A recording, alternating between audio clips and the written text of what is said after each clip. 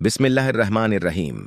अस्सलामु अलैकुम नाजरीन। आज की उस वीडियो में हम एक नहायत अहम और मुजर्रब वजीफा के बारे में बात करेंगे जो मियाँ बीवी के दरमियान मोहब्बत, अल्फत, सुकून और दिलों की नरमी पैदा करने के लिए पढ़ा जाता है। अक्सर घरों में छोटी छोटी बातों पर नाराजगियां, गलत फहमियां और दौरियां पैदा हो जाती हैं। शैतान हमेशा यही चाहता है कि मियाँ बीवी के दरमियान मोहब्बत खत्म हो और घर का सुकून बर्बाद हो जाए। ऐसे हालात में हमें अल्लाह ताली की तरफ रुजू करना चाहिए, क्योंकि असल सुकून और मोहब्बत देने वाला सरफ अल्लाह पाक है।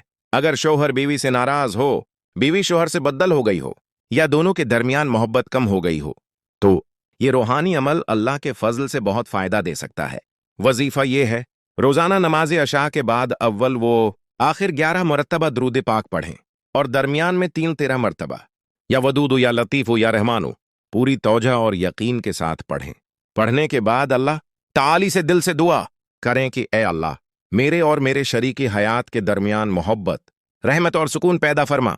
हमारे दिलों से नफरत, गुस्सा और गलत फहमियां दूर फरमा। अगर मुमकिन हो तो किसी मीठी चीज जैसे पानी, चाय या खाने पर दम करके शरीकी हयात को दे दें। इंशाअल्लाह दिलों में नरमी पैदा होगी और मोहब्बत बढ़ेगी। ये अमल कम से कम 11 दिन मुसलसल करें। बेहतर यह है कि पाकीज़गी, नीयत की सफाई और मुकम्मल यकीन के साथ किया जाए। वजीफा सिर्फ जायज और हलाल रिश्ते यानी अपने शोहर या अपनी बीवी के लिए ही करें। याद रखें, वजीफा जादू नहीं होता, बल्कि अल्लाह ताली से दुआ और रूहानी वसीला होता है।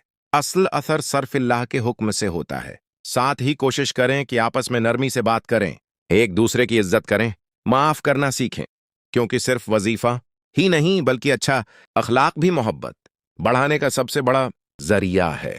अल्लाह ताली तमाम मियाँ बीवियों के दरमियान मोहब्बत, रहमत और सुकून अता फरमाए और हर घर को जन्नत का नमूना बना दे। आमीन या रब्बिल आलमीन। अगर आपको ये वजीफा पसंद आए तो वीडियो को लाइक करें, शेयर करें और मजीद रूहानी वज़ाइफ के लिए चैनल को सब्सक्राइब करना न भूलें। अस्सलामु अलैकुम वरहमतुल्लाहि वबरकातुहू।